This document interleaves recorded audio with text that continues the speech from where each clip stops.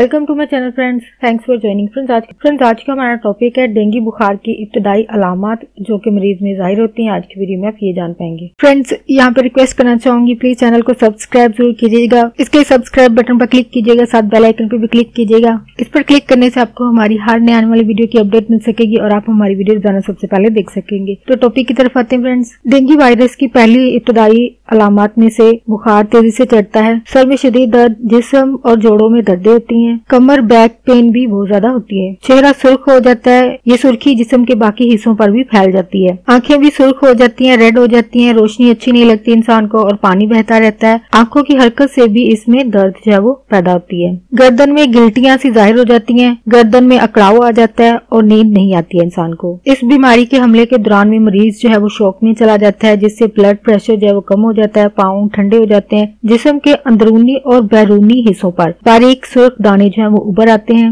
Dengue virus का शिकार होने वाले अफराद पर अगर ये हमला जो है वो दोबारा होता है तो ये इनके लिए जानलेवा साबित हो सकता है। माहिरीन के मुताबिक ये बीमारी मच्छर की एक किस्म के काटने से इंसानों में मुंतकिल होती है, ट्रांसफर होती है। इस किस्म के मच्छर जो है वो इंसान के करीब शहरों में ही रहते हैं। कुछ मच्छर ऐसे होते हैं जिनकी अफजाइश जो है वो तालाबों, जोहड़ों में होती है, जबकि कुछ इकसाम ऐसी हैं जो कि घरों के अंदर ही अफजाइश पाते हैं, पलते हैं। अगर डेंगू वायरस का शदीद हमला हो तो इस सूरत में क्या अलामत हो सकती हैं? इन अलामत में बुखार, कमजोरी, पसीना आना, ब्लड प्रेशर कम होना, आहिस्ता आहिस्ता ये जिस्म के सारे निजामों पर जो है वो असरअंदाज होता है। खून की बारीक नालियां जिन्हें कैपिलरीज कहते हैं वो फटना शुरू हो जाती हैं। जब ये बीमारी दिमाग और हराम मगज पर हमला करती है तो मरीज की मौत भी हो सकती है, लेकिन ज्यादातर मरीज एक दो दिन में बेहतर होना जो है वो शुरू हो जाते हैं। बेहतरी ना होने की सूरत में बुखार, सर दर्द, पट्ठों जोड़ों में दर्द, भूख कम लगना, उल्टी आना, पसीना आना,